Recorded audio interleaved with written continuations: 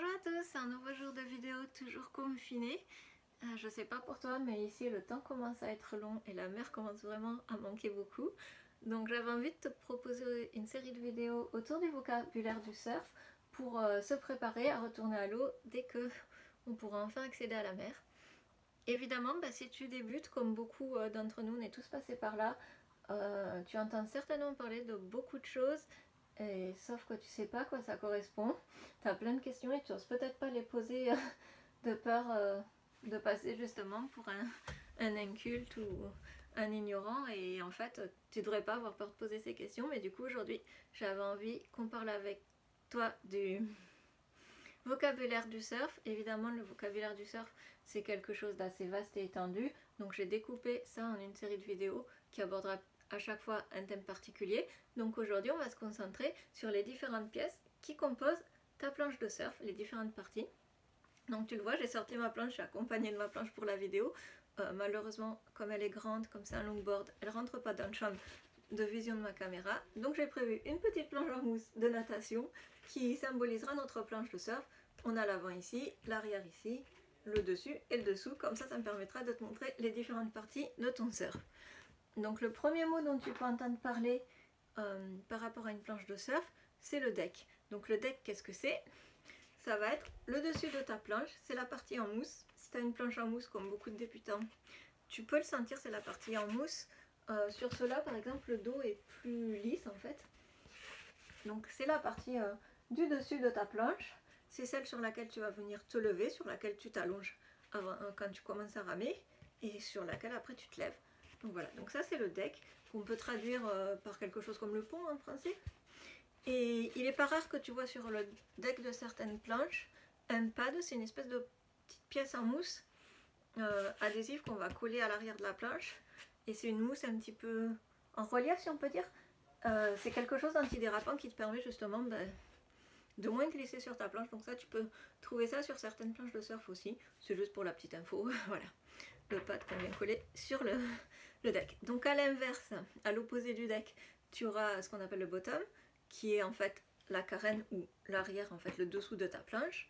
Donc c'est la partie qui va être au contact de l'eau en fait sur ta planche de surf, et surtout c'est la partie sur laquelle va être fixée les dérives. Donc là tu les vois pas bien, je vais essayer de te montrer en levant la planche. Les dérives c'est ça, tu vois très bien de quoi je te parle malgré tout si tu as fait un tout petit peu de surf. Donc souvent sur les planches de débutants tu auras 3 dérives de fixer à l'arrière de ta planche. Après il peut y en avoir plus, il y a certaines planches sur lesquelles je vois 5 dérives ou une dérive, mais souvent c'est sur des modèles, voilà.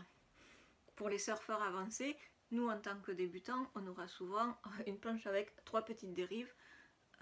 Donc voilà, je t'ai montré, il y a une vidéo où je te montre sur cette planche comment sont fixées les dérives et comment je les ai montées sur la planche. Donc ensuite sur ta planche tu auras ce qu'on appelle le nose ou le nez de ta planche. C'est en fait la partie avant, voilà, de ta planche. C'est la partie sur laquelle si tu te mets trop à l'avant quand tu veux te lever, tu vas passer la tête la première. Donc voilà, donc c'est cette partie à l'avant de ta planche, et à l'opposé tu auras le tail qui est la queue en fait, si on peut dire, de la planche. Et sur les planches de surf en fait le tail peut avoir beaucoup de formes différentes, mais là encore c'est plus pour des surfeurs avancés. T'en as certaines qui ont un peu cette forme là, qu'on a un peu en poisson si on peut dire. Nous pour les débutants la planche aura toujours tendance à être arrondie, pareil pour le nose. Pour les débutants ça reste quand même une forme assez classique de longboard souvent, et l'avant et l'arrière sont assez, voilà, assez arrondis, assez semblables, ils se ressemblent beaucoup. Mais dès qu'on est un peu plus avancé en surf, on peut avoir vraiment des planches très différentes. Je pense qu'on en reparlera dans une autre vidéo des différents types de planches.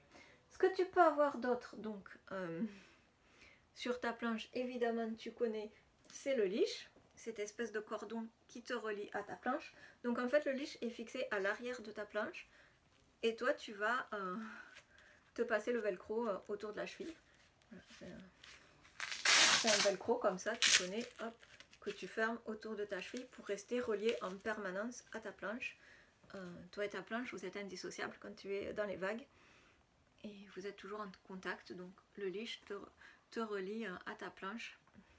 c'est un peu le cordon ombilical qui te relie à ton bébé, si on peut dire.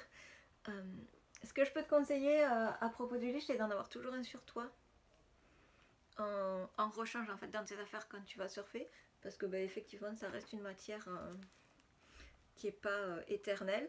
Donc à force, au fur et à mesure des sessions, il suffit que tu prennes, qu'il soit déjà un peu abîmé, que tu prennes une mauvaise vague, que tu t'accroches quelque part, que voilà. T'es jamais à l'abri d'un leash qui casse, ça arrive bien plus fréquemment que ce qu'on peut imaginer. Et c'est un peu bête de rater une bonne session de surf à la deuxième vague parce qu'on a cassé son leash et qu'on n'en a pas en rechange. Voilà, donc c'est pas ce que ça coûte pas très très cher. Je te conseille d'avoir toujours un leash avec toi. Voilà pour les principales parties qui composent ta planche. Après tu entendras certainement parler de la shape. Donc la shape en fait c'est la forme générale de ta planche. C'est comment dire, en fait c'est la forme qu'on va donner à la mousse qui compose ta planche.